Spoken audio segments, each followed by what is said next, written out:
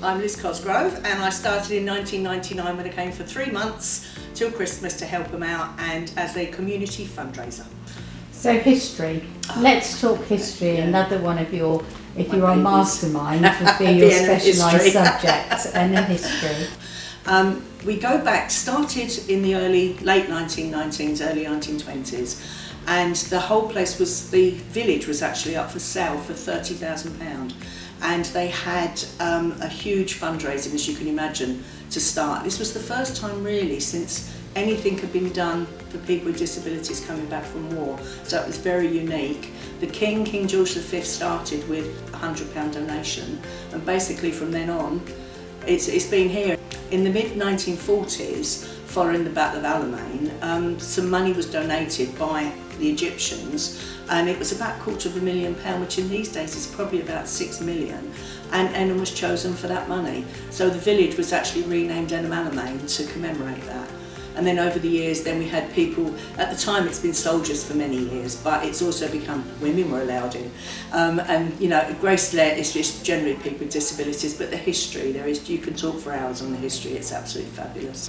So you've talked about the history trail, but there's something that's very fond to your heart that the history trail leads to. That's our beautiful soldier, Ned. Named after my granddad, my idea. So Ned, in 2014, it was decided that Enham, along with many other parts of the country, would have some kind of memorial from the First World War. And it just happened that an oak tree came down in the village at the same time, and it was decided to give life back to the oak tree the way Enham gave soldiers their life back. So we did a lot of research, and we met with a wonderful ex-soldier from Newbury, wonderful man called Nick Speakman.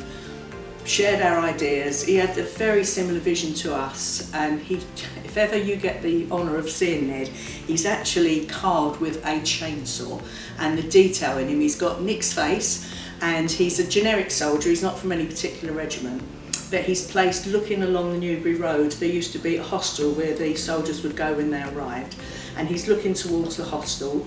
Behind him, engraved in a big part of the tree behind him, are horses' heads, there's rats, there's canteens of water.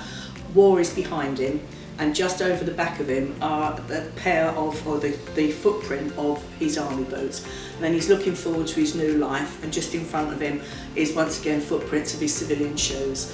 And he's the start of the trail that would take you around the village. And there's just so much history from where the soldiers, they were called settlers when they came and they stayed, and that lots of things used to go in the hall. There's all the story of the hall. There's just so much there to be enjoyed.